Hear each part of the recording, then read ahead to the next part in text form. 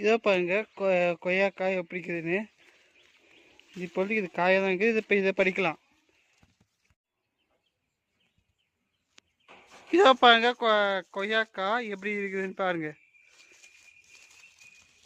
இது இப்போ பிஞ்சியாக இருக்குது. இது இன்னும் கொஞ்ச நாள் ஆயிடுச்சுன்னா காயாகும். காய் கற்று இது பழுக்கும்.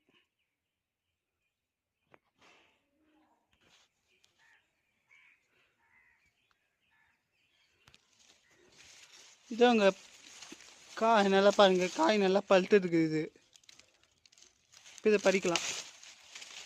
இந்த சைடு பாருங்க, இது அதோடு நல்லா பழுத்து நிற்குது. இந்த பக்கம் பாருங்க, இங்கேயும் இதுவும் பழுத்து நிற்குது.